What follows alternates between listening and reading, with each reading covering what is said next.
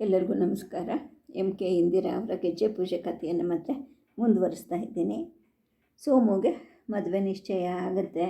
ಕೊನೆಯ ಭೇಟಿ ಅಂತ ಹೇಳಿಬಿಟ್ಟು ಚಂದ್ರು ಮತ್ತು ಸೋಮು ಇಬ್ಬರು ಒಬ್ಬರನ್ನೊಬ್ಬರು ಭೇಟಿ ಆಗ್ತಾರೆ.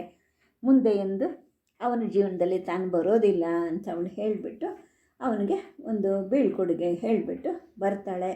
ಮರುದಿನ ಅಲ್ಲ ಅದರ ಮರುದಿನ ಅವರು ಯಾವುದೋ ಒಂದು ಚಿತ್ರಕ್ಕೆ ಅಂತ ಹೋಗ್ತಾಳೆ. ಅಲ್ಲಿ ಅವಳ ತಂದೆ ಆದ ಚಂದ್ರಶೇಖರಯ್ಯ ನಿಂತಿರೋದು ನೋಡ್ತಾಳೆ. ಗೆಳತಿಯರಿಗೆ ಹೇಳಿಬಿಟ್ಟು ಅವಳು ತಂದೆಯನ್ನು ಭೇಟಿಯಾಗೋಕ್ಕೆ ಅಂತ ಬರ್ತಾಳೆ. ಟೌನ್ ಹಾಲಿನ ಬೈಲಲ್ಲಿ ತಂದೆ ಮಗಳು ಭೇಟಿ ಆಗ್ತಾರೆ. ಚಂದ್ರು ಹೇಳ್ತಾಳೆ, ಮನೆಗೆ ಬರಲ್ವಾ ಅಪ್ಪಾಜಿ ಅಂದಾಗ ಅವರು ಮಗಳ 2 ಕೈಗಳನ್ನು ಹಿಡ್ಕೊತಾರೆ. ಒಂದು ಮರದ ಮರೆಗೆ ಕರ್ಕೊಂಡು ಹೋಗ್ತಾರೆ. ಮಗು, ಈಗ ನಿಮ್ಮ ಅಜ್ಜಿ ಮನೇಲಿದ್ದಾರೆ, ನಾನು ಹೇಗಮ್ಮ ಬರಲಿ ಅಂತ ಹೇಳಿದಾಗ ಚಂದ್ರು ತಂದೆ ಮುಖವನ್ನು ನೋಡ್ತಾಳೆ. ಯಾವುದೋ ಒಂದು ಕಠಿಣ ಸಮಸ್ಯೆಯಲ್ಲಿ ಸಿಲ್ಕೊಂಡಿದ್ದಾರೇನೋ ಅವರು ಅನ್ನೋ ಹಾಗೆ ಕಂಗಾಲಾಗಿರ್ತಾರೆ. ಚಂದ್ರು ಕೇಳ್ತಾಳೆ, ಯಾಕಪ್ಪ ಒಂಥರ ಇದ್ದೀರಾ, ಮೈ ಹುಷಾರಿಲ್ವಾ ಅಂದಾಗ ಅವರು ಕೂಡ ವಿಷಾದದಿಂದ ನಗ್ತಾರೆ. ಮೈಗೇನೂ ಇಲ್ಲಮ್ಮ, ಚೆನ್ನಾಗಿದ್ದೀನಿ. ನಿನ್ನಿಂದ ಒಂದು ದೊಡ್ಡ ಉಪಕಾರ ಆಗಬೇಕು, ಮಾಡಿಕೊಡ್ತೀಯಾ ಅಂತ ಕೇಳಿದಾಗ, ನನ್ನಿಂದ ನಿನಗೇನಪ್ಪ ಉಪಕಾರ ಹೇಳಿ ನೋಡೋಣ, ನನ್ನ ಕೈಯಲ್ಲಿ ಆಗೋದಾದ್ರೆ ನಾನು ಖಂಡಿತ ಮಾಡ್ತೀನಿ ಅಂತೇಳಿ ಹೇಳ್ತಾಳೆ. ಅವರು ಜನರು ಕಾಣಿಸ್ದೇ ಇರೋ ಹಾಗೆ ಒಂದು ಮರೆಯಾದ ಕಲ್ಲು ಬೆಂಚಿನ ಮೇಲೆ ಕೂತ್ಕೊತಾರೆ. ಅವಳ ಕೈ ಹಿಡಿದು ಹೇಳ್ತಾರೆ, ನೋಡು ಮಗು, ನಾನು ನಿನಗೆ ತಂದೆಯಾಗಿ ಏನೂ ಮಾಡಿಲ್ಲ, ಬದಲಾಗಿ ಈಗ ನಿನ್ನಿಂದ ಒಂದು ಉಪಕಾರ ಪಡಿತಾ ಇದ್ದೀನಿ, ಕೇಳ್ತಾ ಇದ್ದೀನಿ ಅಂತ ಹೇಳಿದಾಗ, ವಿಷಯ ಏನು ಅಂತ ಹೇಳಿ ಅಪ್ಪ ಮೊದಲು ಅಂತ ಮಗಳು ಹೇಳ್ತಾಳೆ. ಆಗ ಉಗುಳು ನುಂಗ್ತಾರೆ, ಮೆಲ್ಲಗೆ ಮಾತಾಡ್ತಾರೆ. ನೋಡು ಮಗು, ನನ್ನ ದೊಡ್ಡ ಮಗಳು ಲಕ್ಷ್ಮಿ ಮದುವೆ ನಿಶ್ಚಯ ಆಗಿದೆಯಮ್ಮ, ವಿಧಿ ಸಂಕಲ್ಪ. ನನ್ನ ಮೈದನ ಈ ಊರಲ್ಲೇ ಇದ್ದಾನೆ, ಅವನು ಗೊತ್ತು ಮಾಡಿದ್ದಾನೆ ವರವನ್ನು. ಅದು ಯಾರು ಗೊತ್ತಾ, ನಿಮ್ಮನೆ ಎದುರು ಮನೆಯಲ್ಲಿ ಶೇಷಾವಧಾನಿಗಳು ಅಂತಿದ್ದಾರಲ್ಲ, ಅವ್ರ ಮಗ ಸೋಮಸುಂದರ. ದೈವ ಲೀಲೆ ನೋಡು, ಮದುವೆ ಎಲ್ಲ ನಿಶ್ಚಿತ ಆಗೋಯಿತು, ಇನ್ನು 15 ದಿನದಲ್ಲಿ ಮದುವೆ ಅಂತ ಹೇಳ್ತಾರೆ. ಚಂದ್ರ ಹ್ಞೂ ಅಂತಿರಲಿಲ್ಲ, ಅವ್ರ ಕೈಯನ್ನು ಭದ್ರವಾಗಿ ಹಿಡ್ಕೊಂಡಿರ್ತಾಳೆ. ಅವ್ರು ಕೇಳ್ತಾರೆ, ಯಾಕಮ್ಮ ಮಾತಾಡ್ತಿಲ್ಲ ಅಂತ ಹೇಳಿದಾಗ ಚಂದ್ರು ತೊದಲ್ತಾಳೆ. ಹಾಂ, ಪೂರ್ತಿ ಹೇಳಿ ಅಪ್ಪ, ಆಮೇಲೆ ನಾನು ಮಾತಾಡ್ತೀನಿ ಅಂತ ಹೇಳಿದಾಗ ತಂದೆ ಹೇಳ್ತಾರೆ, ನೋಡು ಮಗು, ನೆಂಟಸ್ತನ ಅಂತ ಬೆಳೆಸಿದ ಮೇಲೆ ನಾನು ಪದೇ ಪದೇ ಆ ಮನೆಗೆ ಬರಬೇಕಾಗತ್ತೆ. ಆದರೆ ನಿಮ್ಮ ಮನೆಗೆ ಬರೋಕ್ಕಾಗೋದಿಲ್ಲ. ನಿಮಗೂ ಅವ್ರಿಗೂ ತುಂಬ ಪರಿಚಯ ಅಂತ ಕಾಣುತ್ತಲ್ವ, ಎದುರು ಮನೆಯವರಲ್ವಾ. ನೋಡು, ಕಡೆ ತನಕ ನಿಮ್ಮ ಬಾಂಧವ್ಯ ನನ್ನ ಮಗಳಿಗೆ ಮತ್ತು ಆ ಮನೆಯವರಿಗೆ ಗೊತ್ತಾಗಬಾರ್ದು. ಹಾಗೇನಾದರೂ ತಿಳಿತು ಅಂದರೆ ನನ್ನ ಮಾನ ಮರ್ಯಾದೆ, ನನ್ನ ಮಗಳ ಮಾನ ಮರ್ಯಾದೆ, ಜೀವಮಾನ ಎಲ್ಲ ವಿಷ ಆಗಿ ಹೋಗುತ್ತಮ್ಮ. ನಾನು ಹೇಗೆ ಈ ಬಲೆಗೆ ಸಿಕ್ಕಿದ್ನೋ ನನಗೆ ಗೊತ್ತಾಗ್ತಿಲ್ಲ. ನಿಜವಾಗ್ಲೂ ಈಗ ನೀನು ಮತ್ತು ನಿಮ್ಮಮ್ಮ ದೊಡ್ಡ ಮನಸ್ಸು ಮಾಡಿ ನನ್ನ ಮಾನ ಮತ್ತು ಪ್ರಾಣವನ್ನು ಉಳಿಸ್ಬೇಕು. ನಿಮ್ಮಮ್ಮ ತುಂಬ ಒಳ್ಳೆ ಹುಡುಗಿ, ನಾ ಹೇಳಿದ ವಿಷಯ ಎಲ್ಲ ಅವಳಿಗೆ ಹೇಳು, ನನ್ನನ್ನು ಉದ್ಧಾರ ಮಾಡಬೇಕು ಅಂತೇಳಿ ಹೇಳಿದ್ರು ಅಂತ ಕೂಡ ಹೇಳು ಅಂತ ಹೇಳ್ತಾರೆ. ಈಗ 15 ದಿನದಿಂದ ನಿನಗೋಸ್ಕರ 10 ಸಾರಿ ನಿಮ್ಮ ಬೀದಿಗೆ ಬಂದೆ, ನೀನು ಕಾಣಲಿಲ್ಲ, ನನ್ನ ಜೀವನ ಒಡೆದು ಹೋಗಿತ್ತು. ದೇವ್ರು ದೊಡ್ಡವನು, ಇವತ್ತು ನೀನು ನನಗೆ ಕಂಡೆ. ನಾನು ಹೇಳೋದೆಲ್ಲ ಹೇಳಿದ್ದೀನಮ್ಮ, ಹಾಲಲ್ಲಿ ಹಾಕ್ತೀಯೋ ವಿಷದಲ್ಲಿ ಹಾಕ್ತೀಯೋ ನಿಮಗೆ ಸೇರಿದ್ದು ಅಂತ ಹೇಳಿಬಿಟ್ಟು ಮಗಳ ಕೈಯನ್ನು ಭದ್ರವಾಗಿ ಹಿಡ್ಕೊಳ್ತಾರೆ. ಚಂದ್ರ ತಂದೆಯ ಕೈಯನ್ನು ಹಿಡಿತಾಳೆ, ಆಕಾಶದ ಅಂಚನ್ನು ನೋಡ್ತಾ ಇರ್ತಾಳೆ. ಅವರು ಮಾತು ನಿಲ್ಲಿಸಿ 2 ನಿಮಿಷ ಕಾಯ್ತಾರೆ. ಅವಳಿಂದ ಯಾವುದೇ ಉತ್ತರ ಬರೋದಿಲ್ಲ. ಕೈಯನ್ನು ಅಲಗಿಸ್ತಾರೆ. ಯಾಕಮ್ಮ ಮಗು, ಗಾಬರಿ ಆಯ್ತೇನಮ್ಮ ಅಂತ ಕೇಳಿದಾಗ ಅವಳು ಪುಟ್ಟ ಹುಡುಗಿಯಾಗೆ ಬಿಕ್ಕಿ ಬಿಕ್ಕಿ ಅಳ್ತಾಳೆ. ಅಪ್ಪ, ನನಗೆಲ್ಲ ಗೊತ್ತು ಅಪ್ಪ, ಸೋಮು ಹುಡುಗಿ ನೋಡೋದಕ್ಕೆ ಬರಲಿಲ್ವಂತೆ. ಲಲಿತಾ ನಾನು ತುಂಬ ಸ್ನೇಹಿತರು. ನಿಮ್ಮ ಲಕ್ಷ್ಮಿ ಫೋಟೋನ ನಾನು ನೋಡಿದೆ, ಆದರೆ ಅವರು ರಾಂಪುರದ ಹೆಣ್ಣು ಅಂತ ಹೇಳಿದ್ರು ಅಂತ ಹೇಳಿದಾಗ, ಹೌದಮ್ಮ, ಮೂಗೂರಿನಿಂದ 3 ಮೈಲಿ ದೂರದಲ್ಲಿ ರಾಂಪುರ ಇರೋದು, ನಮ್ಮ ಮನೆ ಜಮೀನು ಎಲ್ಲ ಅಲ್ಲೇ ಇರೋದು. ನಾನು ಮೂಗೂರು ರಾಂಪುರ 2 ಕಡೆನೂ ಓಡಾಡ್ಕೊಂಡಿದ್ದೀನಿ. ಆ ಕಾಲದಲ್ಲೇ ನಿಮ್ಮ ಅಮ್ಮನ ಋಣನ ಬಂದ ಬೆಳೆದಿದ್ದು ಅಂತ ಹೇಳಿದಾಗ ಮಗಳು ಹೇಳ್ತಾಳೆ, ಆಗಲಿ ಅಪ್ಪ, ಖಂಡಿತ ನಿಮ್ಮ ಮಾತನ್ನು ನಡೆಸ್ಕೊಡ್ತೀನಿ. ಲಕ್ಷ್ಮಿ ತುಂಬ ಪುಣ್ಯವಂತೆ, ತುಂಬ ಒಳ್ಳೆ ನೆಂಟಸ್ತನ ಸಿಕ್ತು ನಿಮಗೆ. ಸೋಮು ಕೂಡ ತುಂಬ ಒಳ್ಳೆ ಹುಡುಗ. ಇನ್ನು ತಂಗಮ್ಮ ಚಿನ್ನದಂಥ ಮನುಷ್ಯರು. ನಿಮ್ಮ ಮಗಳಿಗೆ ನೀವು ಮದುವೆ ಮಾಡ್ತೀರಾ. ನಾನು ನಿಮ್ಮ ಮಗಳೇ ಆದರೂ ಕೂಡ ನಿಮ್ಮ ಹತ್ರ ಮದುವೆ ಮಾಡಿಸ್ಕೊಳ್ಳೋ ಪುಣ್ಯ ನನಗಿಲ್ಲ. ಮಗಳ ನೆವದಲ್ಲಾದರೂ ನೀವು ನಮ್ಮ ಬೀದಿಗೆ ಬರ್ತೀರಾ, ದೂರದಿಂದಲಾದರೂ ನಾನು ನಿಮ್ಮ ಮುಖ ನೋಡ್ತೀನಿ, ಅಮ್ಮಂಗೆಲ್ಲ ಹೇಳ್ತೀನಿ ಅಪ್ಪ, ನೀವೇನು ಯೋಚನೆ ಮಾಡಬೇಡಿ ಅಂತ ಹೇಳಿದಾಗ ತಂದೆಗೆ ಎದೆ ಬಿಗಿಯೋ ಹಾಗಾಗತ್ತೆ. ಆದರೆ ಹುಡುಗಿ ಯಾಕೆ ಇಷ್ಟೊಂದು ಅಳುತ್ತಿದ್ದಾಳೆ ಅನ್ನೋದು ಮಾತ್ರ ಅವ್ರಿಗೆ ಅರ್ಥನೇ ಆಗೋದಿಲ್ಲ. ಅವರು ತಮ್ಮ ಕರ್ಚೀಪ್ನಿಂದ ಅವಳ ಕಣ್ಣೀರು ತೊಡಿತಾರೆ, ಸಂತೈಸ್ತಾರೆ. ನೋಡು ಮಗು, ನೀನು ಹತ್ರ ನಾನು ಅಳಬೇಕಾಗತ್ತಮ್ಮ, ಶುಭ ಕಾರ್ಯ ಮಾಡ್ತಾಯಿದ್ದೀನಿ, ಅಳಬಾರ್ದಮ್ಮ. ನೀನು ನಗ್ತಾ ನಗ್ತಾ ಧೈರ್ಯ ಕೊಟ್ಟರೆ ನಾನು ಧೈರ್ಯವಾಗಿ ಕೆಲಸ ಮಾಡ್ತೀನಿ, ಆಯ್ತಾ ಮಗು ಅಂತ ಹೇಳ್ತಾರೆ. ಆಗ ಚಂದ್ರು ಕಣ್ಣೀರಿನ ಕೆನ್ನೆಗಳ ಮೇಲೇ ನಗುವನ್ನು ಅರಳಿಸ್ತಾಳೆ, ನಗ್ತಾಳೆ. ತಂದೆ ಕೂಡ ಕಣ್ಣೀರು ತುಂಬಿ ನಗ್ತಾರೆ. ನೀ ಇನ್ನೂ ಮಗು ಇದ್ದ ಹಾಗೆ ಇದೆಯಾ ಮಗು ಅಂತ ಹೇಳಿದಾಗ, ಅಪ್ಪ ನೀವು ನನಗೆ ಹೇಳಿದ್ರೆ ಅಳಬೇಡ ಅಂತ, ಆದರೆ ನೀವೇ ಅಳ್ತಾ ಇದ್ದೀರಲ್ಲ, ನೀವು ಹೇಳಿದ ಮಾತನ್ನು ಕಡೆ ತನಕ ನಡೆಸದೇ ಇದ್ದರೆ ನಾನು ನಿಮ್ಮ ಮಗಳೇ ಅಲ್ಲ ಅಂದ್ಕೊಂಬಿಡಿ. ನನ್ನಿಂದ ಅಥವಾ ನಮ್ಮ ಅಮ್ಮನಿಂದ ನಿಮಗೇನು ತೊಂದರೆ ಆಗೋಲ್ಲಪ್ಪ ಅಂತ ಹೇಳಿಬಿಟ್ಟು ತಂದೆಗೆ ಭಾಷೆ ಕೊಡೋ ಹಾಗೆ ಕೈನ ಇಡ್ತಾಳೆ. ಅಷ್ಟೊತ್ತಿಗೆ ಸಂಜೆ ಆಗ್ತಾ ಬರುತ್ತೆ, ಬೀದಿ ದೀಪಗಳು ಹತ್ತಿದ್ವು ಆಗಿರುತ್ತೆ, ಚೆನ್ನಾಗಿ ಕತ್ತಲು ಕೂಡ ಮುಸುಕ್ತಾ ಬಂದಿರುತ್ತೆ. ತಂದೆ ಮಗಳ ಕೈ ಹಿಡಿದು ಎಬ್ಬಿಸ್ತಾ ಹೇಳ್ತಾರೆ, ಬಾ ಮಗು, ತಂದೆ ಅಂತ ಅನ್ನಿಸ್ಕೊಂಡಿದ್ದಕ್ಕೆ ಒಂದಿನ ಸ್ವಾದರೂ ನಿನಗೆ ಸಿಹಿ ಕೊಡಿಸ್ತೀನಿ ಅಂತ ಹೇಳಿಬಿಟ್ಟು ಅಲ್ಲೇ ಹತ್ತಿರ ಇದ್ದ ಬಾಂಬೆ ಆನಂದ ಭವನ ಅನ್ನೋ ಒಂದು ಹೋಟೆಲ್ಗೆ ಕರ್ಕೊಂಡು ಹೋಗ್ತಾರೆ. ಅವಳು ಚಿಕ್ಕ ಮಗುವಿನ ಹಾಗೆ ಕುಪ್ಪಳಿಸ್ಕೊಂಡು ತಂದೆ ಜೊತೆಗೆ ಹೊರಡ್ತಾಳೆ. ಹೋಟ್ಲಲ್ಲಿ ತಂದೆಯ ತೊಡೆಗೆ ಹಾತು ಕೂತ್ಕೊತಾಳೆ. ಅಪ್ಪ ನನಗೆ ಜಾಮೂನು ಇಷ್ಟ ಅಂತ ಹೇಳ್ತಾಳೆ. ತಂದೆ ಜಾಮೂನು ಖಾರ ಎರಡು ಕೊಡಿಸ್ತಾರೆ, ಬಾದಾಮಿ ಹಾಲು ಕೊಡಿಸ್ತಾರೆ. ಹೊರಗಡೆ ಬರುವಾಗ ಅಪ್ಪ ನನಗೊಂದು ಬೀಡ ಅಂತಾಳೆ. ಅವರು 2 ಬೀಡ ತೊಗೊತಾರೆ, ಅವಳಿಗೊಂದು ಕೊಟ್ಟು ತಾವು ಬಾಯಲ್ಲಿ ಇಟ್ಕೊಳ್ತಾರೆ. ಅಷ್ಟು ದೂರ ಬಂದ ನಂತರ ಅವ್ರು ಅಂತಾರೆ, ಮಗು ನಾನು ಈಗ ಅಲ್ಲಿವರೆಗೂ ಬರೋಲ್ಲಮ್ಮ, ನರಸಿಂಹರಾಜ ಮೊಹಲ್ಲಾದಲ್ಲಿ ನನ್ನ ಮೈದುನನ ಮನೆ ಇದೆ, ಅಲ್ಲಿಗೆ ಹೋಗಬೇಕು, ಬೇಕಾದರೆ ನಿಮ್ಮ ಬೀದಿವರೆಗೂ ಬಿಟ್ಟು ಬರ್ತೀನಿ ಅಂತ ಹೇಳಿದಾಗ, ಬೇಡ ಅಪ್ಪ, ನೀವು ಸುಮ್ಮನೆ ಯಾಕೆ ಬರ್ತೀರಾ, ನನಗೆ ಅಂತ ಒಂದು ಟಾಂಗ ಮಾಡಿಕೊಟ್ಬಿಡಿ, ನಾನು ಮನೆಗೆ ಹೋಗ್ತೀನಿ ಅಂತ ಹೇಳಿದಾಗ, ಧೈರ್ಯವಾಗಿ ಹೋಗ್ತೀಯೇನು ಮಗು ಅಂತ ಕೇಳಿದಾಗ, ಹೋಗ್ತೀನಪ್ಪ ಅಂತ ಹೇಳ್ತಾಳೆ. ಅವರು ಟಾಂಗಕ್ಕೋಸ್ಕರ ರಸ್ತೆ ಬದಿಯಲ್ಲಿ ನಿಂತ್ಕೊತಾರೆ. ತಂದೆ ಕೇಳ್ತಾರೆ, ಮಗು ನಿನ್ನ ಪರೀಕ್ಷೆ ಆಯ್ತೇನಮ್ಮ ಅಂದಾಗ, ಆಯ್ತಪ್ಪ ಫೇಲ್ ಆಗಿದ್ದೀನಿ ಅಂಥೇಳಿ ನಿರಾಳವಾಗಿ ಹೇಳ್ತಾಳೆ.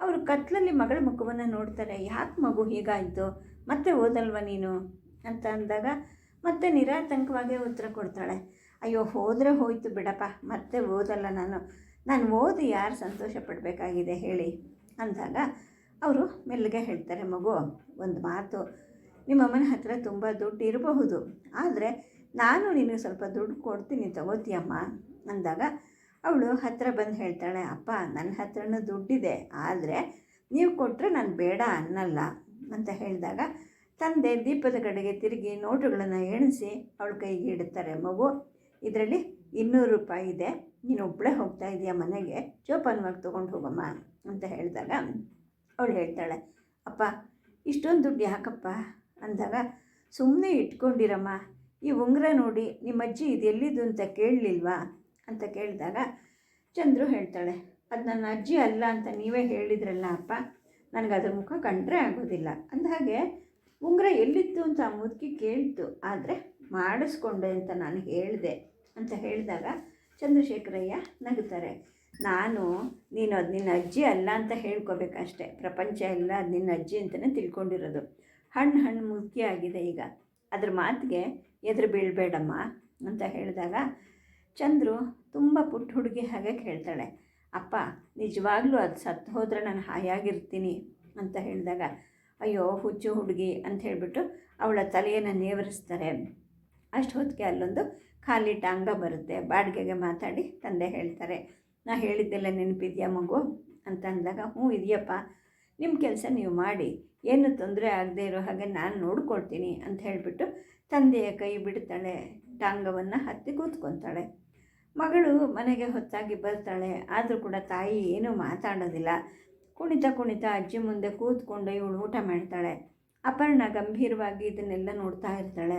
ಮಗಳ ಈ ಓತಿಕ್ಯಾತದ ಬಣ್ಣ ಬದಲಾವಣೆಗೆ ಅವಳಿಗೆ ಅರ್ಥ ಆಗೋದಿಲ್ಲ. ಅದಾಗಿ 1-2 ದಿನ ಕಳೆಯುತ್ತೆ. ಲಲಿತಾ ಚಂದ್ರಳಿಗೆ ಅಣ್ಣನ ಲಗ್ನ ಪತ್ರಿಕೆ ಕೊಡ್ತಾಳೆ. ಆ ದಿನ ಸಂಗಮ ಒಳಗಡೆ ಕೆಲಸದಲ್ಲಿರ್ತಾಳೆ.